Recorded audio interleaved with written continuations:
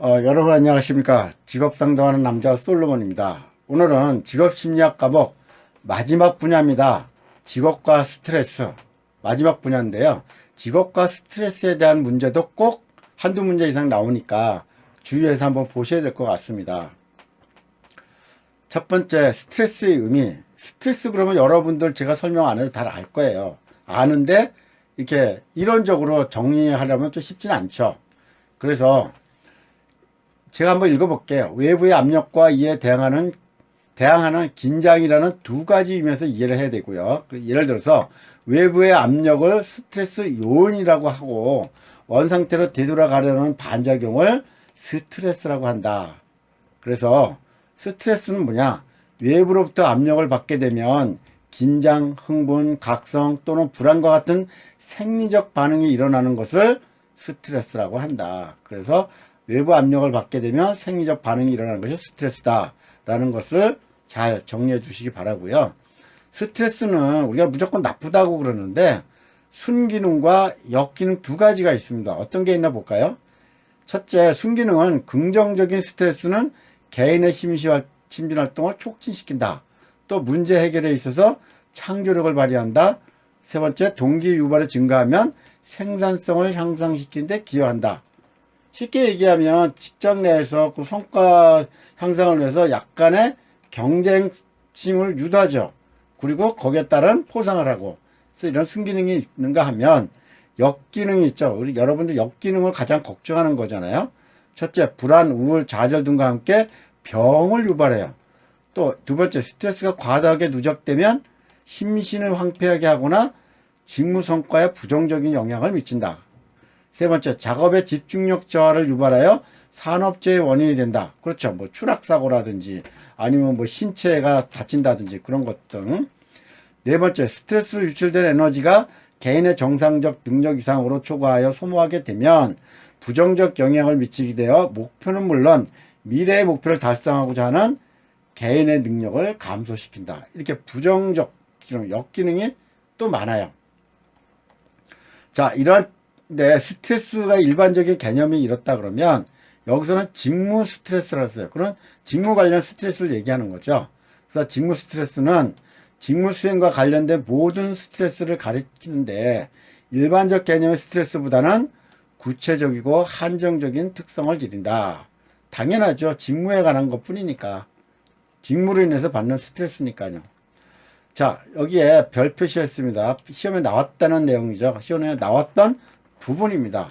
직무 관련 스트레스 매개 변이 조절 요인. 직무에서 스트레스를 일으키는 스트레스 조건들은 학자에 따라 다르나 조직에서 사용하는데 가장 유용한 스트레스 모델은 1992년에 칸 등이 제시한 모델이 가장 일반적이다 하면서 개인 속성과 상황 속성 이 두 가지 매개 변이 조직 요인을 얘기했어요. 그래서 개인 속성에는 성격의 유형 A형과 B형, 자존감, 통제 위치에 있고 상황 속성에는 사회적 지원, 상사와 동료 이렇게 되어 있습니다. 이 내용 꼭 기억하세요. 시험에 나왔던 분야입니다. 조직에서 스트레스를 배제하거나 조절하는 요인 중 개인 속성이 아닌 것은 개인 속성 뭐라 그랬어요? 이 세 가지. 다른 거 나오면 아니다는 거죠. 그렇죠? 사회적 지원은 뭐예요? 개인 속성이 아니고 상황 속성이다. 자, 실기에 나왔던 내용이네요. 직무, 조직 관련 스트레스 요인입니다. 아까는 매개 변인, 조절 요인이에요. 요거는 스트레스 그냥 일반적인 요인입니다. 과제 특성, 직무 역할, 산업의 조직 문화 풍토 요 세 가지로 나누는데요. 과제 특성은 일의 처리 능력 한계에 따른 과제가 복잡하거나 반복되는 과업 속에서 오는 단조로움을 얘기하는 거예요. 그리고 직무 역할에는 역할 갈등과 역할 보호성, 역할 과다, 역할 과소 이렇게 네 가지가 있는데 한번 쭉 읽어보시면 다 이해가 되는 내용입니다. 세 번째는 산업의 조직 문화 풍토. 요거 크게 이게 세 가지가 직무와 조직 관련 스트레스 요인이다 하는 걸 알아두시고요. 아, 금방 또 기출이 나오네요. 직무와 조직에서 스트레스를 받는 주된 원인 세 가지 쓰고 설명하시오. 실기였죠, 실기. 그럼 여러분들은 과제 특성, 직무 역할, 산업의 조직 문화 풍토 요렇게 쓰시면 점수를 받을 수 있겠죠? 네. 자, 기출이 쭉 나오네요. 1. 직무 스트레스에 관한 설명으로 틀린 것은 1. 직장 내 소음, 온도와 같은 물리적 요인이 직무 스트레스를 유발할 수 있다. 맞나요? 네. 직무 스트레스를 일으키는 심리사회적 요인으로 역할 갈등, 역할부와 과부하, 역할 모성 등이 있다. 네. 사회적 지지가 제공되면 우리나 불안 같은 직무 스트레스 반응이 감소한다. 네. 직무 스트레스는 직무 만족과 부정적 관계에 있으며 모든 스트레스는 항상 직무 성과를 떨어뜨린다. 맞는 것 같은데 좀 뭔가 이상하죠? 항상 그런가요? 네, 아니죠. 항상 떨어뜨리는 건 아니죠. 적당한 스트레스는 오히려 성과를 더 높이죠. 자, 2번. 직무 스트레스에 관한 설명으로 옳은 것은 직무 스트레스에 관한 내용입니다. 17-5HCS라는 당뇨 부신 피질 호르몬은 스트레스가 생리적 자료로서 매우 중요하게 사용된다. 오탈자 좀 낫네 이해해 주십시오. 이용된다. 어려운 용어가 나왔어요. 이 B형 행동 유형이 A형 행동 유형보다 높은 스트레스를 유지한다. 아까 A형, B형 나왔었죠. 개인적 문제로. 3. 예크스와 다슨의 U자형 가설은 스트레스 수준이 낮으면 작업 능률이 높아진다는 가설이다. U자형 가설 나오네요. 나중에 아마 설명이 나올 거예요. 4. 일반적 증후 GAS는 저항 단계, 경계 단계, 소진 단계 순으로 진행되면서 사람에게 나쁜 결과를 가져다 준다. 어떤 걸까요? 어렵죠. 제가 그래서 이 17-5HCS가 뭐냐 하는 걸 제가 정리해 놨어요. 부신 피질, 부신의 외층을 형성하는 내분비선 조직에서 분비되는 호르몬 가운데 물, 나트륨, NA, K의 전해질 대사, 당질대 관여 호르몬의 총칭이다. 생리적 자료에서 매우 중요하게 사용된다. 어렵죠? 근데 이거는 다 알 수 있잖아요, 이거는. 이건 아직 모르시겠나? 아직 못 봐서. 근데 B형 행동 유형이 이거 틀린 거 알죠? 답은 뭐냐면 1번이에요, 1번. 제가 그래서 써놨어요. 여기 U자형 가설이라든지 일반적 중은 뒤에 나옵니다. 자, A형 행동 유형이 B형 행동 유형보다 높은 스트레스를 유지한다. 그렇죠? 예. 근데 위에서는 반대로 얘기했죠? 그 다음에 예크스와 다슨의 U자형 가설은 스트레스 수준이 적당하면 작업 능력이 최대가 되고 스트레스 수준이 너무 높거나 낮으면 작업은 떨어진다는 가설, U자형 가설 잘 알아두세요. 일반 적응 증후 GAS는 경계 단계, 저항 단계, 탈진 단계를 거치면서 사람에게 나쁜 결과를 가져다 준다. 아까 문제에서는 저항 단계, 경계 단계, 소진 단계 수준이면 나쁜 결과가 가져다 준다. 근데 소진이라는 말 썼어요. 여기 소진이나 여기 탈진이나 같은 용어입니다. 여러분들 뭐 탈진으로 외우는데 소진으로 나왔다 이게 틀렸겠거니 이렇게 하시면 안 됩니다. 자, 3. 스트레스에 관한 설명으로 틀린 것은 스트레스 여부는 상황에 대한 개인의 주관적 해석에 의존한다. 이 스트레스 여부는 상황에 대한 통제 가능성에 의존한다. 3. A 유형에 비해 B 유형 스트레스 덜 받는 경향이 있다. 이거 맞는 것 같죠, 그죠? 자주 나오네, 이거 A형, B형 유형. 4. 내적 통제자에 비해 외적 통제자가 스트레스 상황에 대한 대처가 뛰어나다. 내적 통제자는 뭐고 외적 통제자는 뭘까요? 잘 모르시겠죠. 아직 정리를 안 했으니까. 근데 시험 공부한 사람은 알 수 있어요. 답은 뭘까요? 답은 4. 반대예요. 근데 요 반대 경향은 요거 잘못된 겁니다. 요거 이게 아니고 4번이 틀린 거다 하는 것만 알아두시고요. 자, 4. 직무 스트레스 촉진시키거나 완화하는 조절 요인이 아닌 것은 아까 매개 변인 조절 요인 두 가지 나왔었죠. 개인적과 사회적. 그죠? 자, AP 성격 유형 나왔나요? 나왔죠? 3. 통제 소재 나왔나요? 나왔죠? 4. 사회적 지원 나왔죠? 4. 반복적인 단조는 질문 나왔나요? 안 나왔죠? 답은 4번입니다. 이게 아니죠. 역유자형 가설 나오네요. 스트레스 속성이 적당하다면, 그쵸? 작업 능률이 최대가 되지만, 너무 낮거나 높으면, 오히려 작업 능률 및 직무성이 낮아진다는 것을 의미한다. 그래서 역유자형 가설. 왼쪽은 성과, 오른쪽 스트레스. 그래서 어느 정도 스트레스를 받으면 성과가 높지만 그 이상 많이 받으면 성과가 떨어진다는 그런 역유자형 가설입니다. 자, 기출입니다. 스트레스와 직무 수행 간의 관계에 관한 설명으로 옳은 것은 1. 스트레스가 많을수록 직무 수행이 떨어진 일차함수 관계이다. 2. 어느 수준까지만 스트레스가 많을수록 직무 수행이 떨어진다. 3. 일정 시점 이후에 스트레스가 증가하면 수행 실증은 오히려 감소하는 역유차형 관계이다. 자, 스트레스와 직무 수행 관계가 없다. 어렵네요.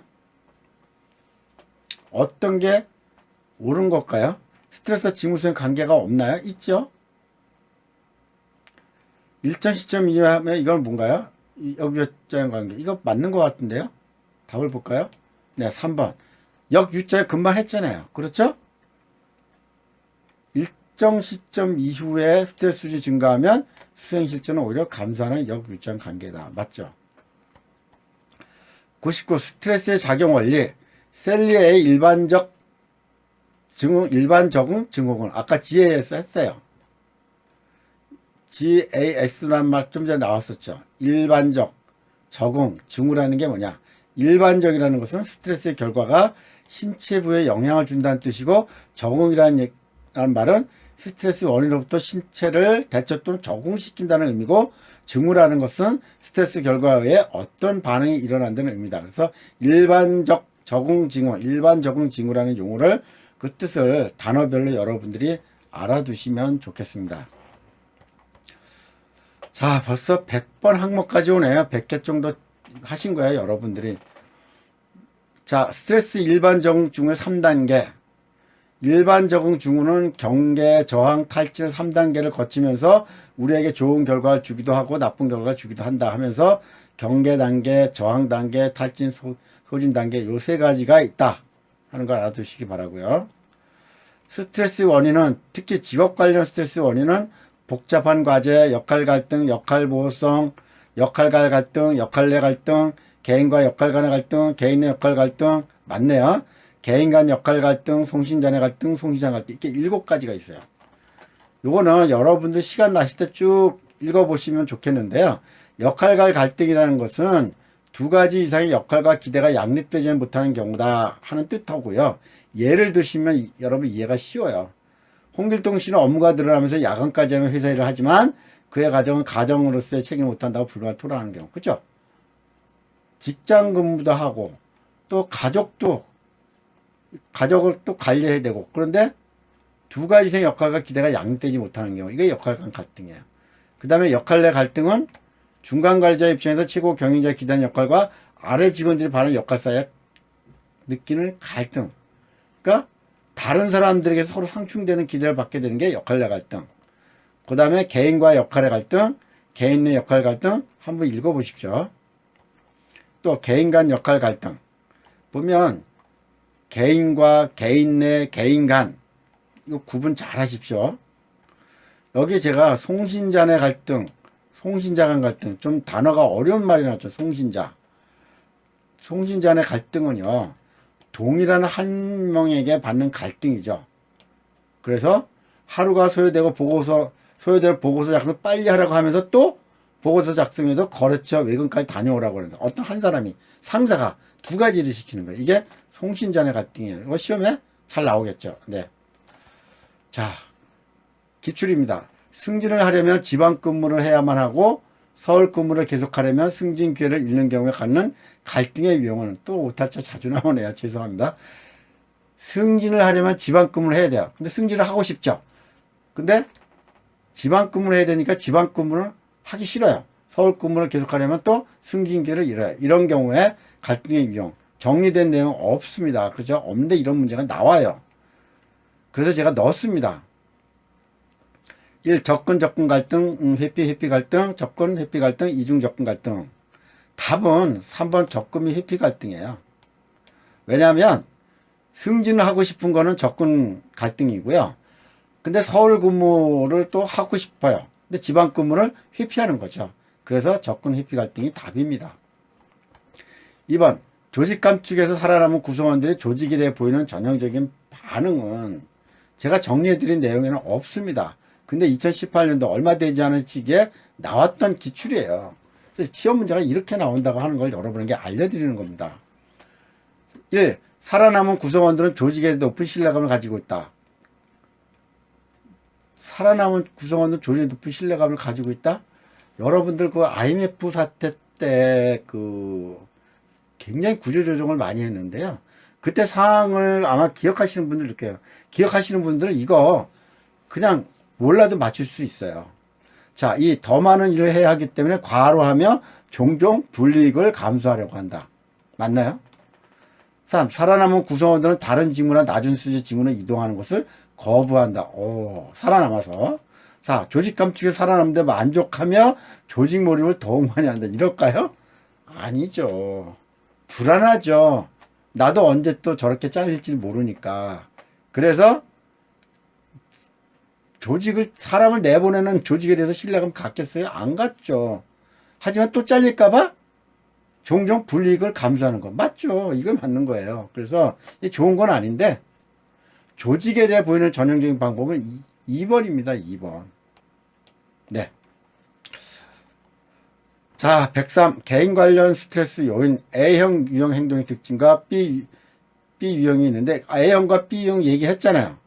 근데 여기서 중요한 건 뭐냐면 A 유형과 B 유형 행동과의 비교인데, 동일한 스트레스 상황이 있다라고 하면요, A형 유형은 B 유형은 더 많은 스트레스를 받는다. 그러니까 A형이 더 많이 받는다는 거, 이것만 아시면 돼요. 그리고 여기 보면 스트레스 상황에 노출되면 A 유형이 B 유형보다 훨씬 더 많은 부정과 투사 기제를 사용한다 하는데, 여기서 투사 기제는 뭐냐면요, 타인의 문제로 돌림인 거예요. 심히 주관적 해석에 근거해 진실을 왜곡식으로 바람직하지 않은 방어 기자예요. 투사 기자라는 것은 자기 방어의 기제면서도 좋지 않은 기제다 하는 거죠. 그래서 어떤 식으로 나타나냐면 도피, 억압, 동일시, 보상, 투사, 이런 게 있다는 것이죠. 그래서 투사 기제가 뭔지를 일단 알아주시면 좋겠고요. 자, 기출입니다. 1. 실기네요. 동일한 스트레스일지라도 개인이 받는 스트레스는 각각 다를 수 있다. 스트레스의 조절변인 두 가지로 설명하시오. 2018년 2회에 나온 것뿐만이 아니라 그동안에 4번씩이나 나오네. 그러니까 총 5번 정도 나왔다는 얘기예요. 그래서 제가 여기다가 제시를 했습니다. 조절변인 두 가지 여러분 아시죠? 또 이 직무 스트레스의 조절변인 3가지를 쓰고 설명하시오. 조절변인이 원래 3가지였죠. 근데 여기서 2가지만 써요. 조절변인 기억나시나요? 다시 한번 알아볼까요?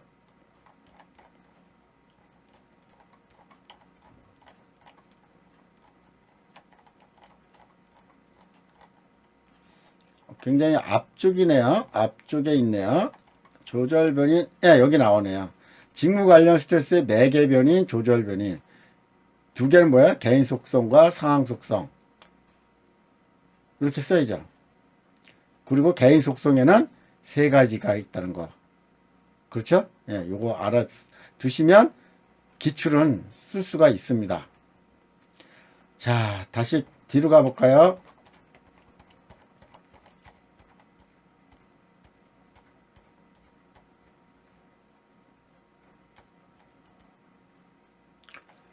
자, 여기 했었죠. 요 부분에 대한 거. 조절변 2가지, 조절변 3가지, 이렇게 얘기했었죠. 자, 직무 스트레스 조절변이 3가지예요. 위에서는 크게 2가지였는데, 여기서 조절변 3가지로 써요. 그 3가지를 어떻게 쓰시냐면요, 이 AP형 성격 유형과 통제 소재 위치, 사회적 지원, 지지, 요 3가지로 이렇게 정리하십시오. 3가지로 쓰라고 하면, 자, AP 성격 유형은, A 성격 유형의 사람은 더 많은 스트레스를 받는다는 거. 통제 소재 위치란 내적 통제자는 스트레스 위협을 덜 느낀다는 거. 외적 통제자가 스트레스 덜 느낀다는 거. 이것도 예전에 그 필기로도 나왔었던 내용이에요. 자, 사회적 지원은 스트레스 상황에서의 심리적, 신체적 적응에 도움을 주는 걸 얘기해요. 그래서 이 내적 요인은 직장 상사, 동료, 부하가 있으며, 외적 요인은 가족이 있다. 내적 요인과 외적 요인, 이거 구분할 줄도 알으셔야 돼요. 필기시험에 나올 수 있습니다. 그래서 3가지 쓰라 그러면 이렇게 쓰시면 돼요. 자, 104. 스트레스의 결과. 개인적 결과와 조직의 결과 2가지로 나누는데요. 개인적 결과는 심장병 및 심장병이 걸릴 수 있다. 무섭네요. 그죠? 그리고 특히 A 유형이 심장병 관련이 깊다 그래요. 암, 근골격 질환, 궤양이 발생했으며 성적 관심이 감소된다. 개인적으로는 이 질병이 유발되는 거고요. 조직의 결과로는 직무 수행 감소, 결근 및 이제 직무 불만족, 이렇게 됩니다. 자, 다음 기출입니다. 조직에 영향을 미치는 직무 스트레스의 결과와 가장 거리가 먼 것은 바로 나오네요. 그죠? 1. 직무 수행 감소, 2. 직무 불만족, 3. 상사의 부당한 지시, 4. 결급 및 이직. 금방 나왔던 거 기억하시죠? 안 나왔던 게 어떤 거예요? 3. 상사의 부당한 지시. 이건 아니죠. 예. 직무 수행 감소, 직무 불만족, 결급 및 이직. 나왔잖아요. 조직의 결과는 직무 수행 감소, 결급 및 이직, 직무 불만족. 요 세 가지 기억하십시오. 자, 스트레스 예방 및 대책 다 끝나갑니다. 자, 스트레스를 예방하려면 어떻게 되고 또 스트레스를 받으면 어떻게 대처해야 되는가 중요한 내용이죠. 대처를 위한 조건이 있어요. 이거 한번 쭉 읽어보시고요. 스트레스 예방 및 대처 방안 2018년 1회, 2019년 3회 최근에 나왔던 문제들입니다. 자, 7가지가 있습니다. 1. 가치관을 전환시켜야 된다. 2. 목표지향적 초고속 심리에서 과정 중심적 사고방식으로 전환해야 한다는 거. 스트레스에 정면으로 도전하는 마음가짐이 있어야 된다는 거. 가슴속에 있는 한을 털어내야 한다. 또 있네요. 균형 있는 생활을 해야 되는 거. 다 맞는 말이죠. 취미, 오락 등을 통해서 생활 장면을 전환하는 활동으로 규칙적으로 해야 한다는 거. 또한 운동을 통한 스트레스 풀 때 이거 뭐 안 외워도 여러분 다 아실 수 있잖아요. 자, 시험 볼까요? 기출 1. 직무 스트레스에 대한 대처 방안 중 하나로 이솝 우화에 나오는 여우와 심포도 이야기처럼 여우와 심포도라는 거 어디 나왔었어요? 직업 상담학에 나왔었죠. 생각하는 것은 1. 투사, 2. 억압, 3. 합리화, 4. 주지화. 여우와 심포도 나오면 딱 뭐야? 무조건 합리화죠. 합리화. 이 기억나시나요? 이솝 우화에 나오는 여우와 심포도. 여우가 길을 가다가 맛있는 그 포도를 봤어요. 포도를 따려고 이렇게 점핑을 했는데 포도가 너무 높이 달려서 따먹지를 못해요. 그러면서 뭐라 그랬어요? 에이, 저거는 먹어도 맛이 없을 거야, 쉴 거야, 이렇게 하면서 자기 합리화를 하면서 그냥 지나가죠. 이게 이솝 우화에 나오는 여우와 심포도입니다. 그래서 이거는 합리화다, 자기 합리화다 하는 내용이죠. 이 스트레스에 대처하기 위한 포괄적인 노력과 가장 거리가 먼 것은 대처하기 위한 거. 아까 예방이 있었고 대처하는 게 있었죠. 1. 과정 중심적 사고방식에서 목표 지향적 초고속 사고로 전환해야 된다. 아닌 것 같은데요. 이 가치관을 전환해야 된다. 아까 있었죠. 3. 스트레스에 정면으로 도전하는 마음가짐이 있어야 된다. 4. 균형 있는 생활을 해야 된다. 다 맞죠. 과정 중심적 사고방식이 아니라 목표 지향적 초고속 사고로 전환하는 게 아니라 과정 중심적 사고로 전환해야 되는 거죠. 답은 1번입니다. 끝이네요. 여러분, 직무 스트레스 끝났습니다. 그러면서 이 직업심리학 과목에 대한 정리 모두 끝났습니다. 모두 105개의 내용을 여러분들에게 정리해 드렸네요. 자, 여러분 직업심리학 과목 하느냐 고생이 많으셨고요. 이 과목 시간 날 때마다 한번 쭉 이렇게 다시 한번 보십시오. 그래서 제 목소리를 들으면서 지금처럼 이렇게 보시는 방법도 있고요. 아니면 제 목소리 이렇게 볼륨을 줄이십시오. 아예 죽여놓고 이 화면만 이렇게 쭉 보면서 머릿속으로 기억해 두시면 여러분에게 아마 좋은 공부 방법이 될 겁니다. 여러분 오늘까지 직업심리학 과목 공부하시냐고 수고 많이 하셨습니다. 꼭 높은 점수로 합격하시기 바랍니다. 여러분 안녕히 계십시오.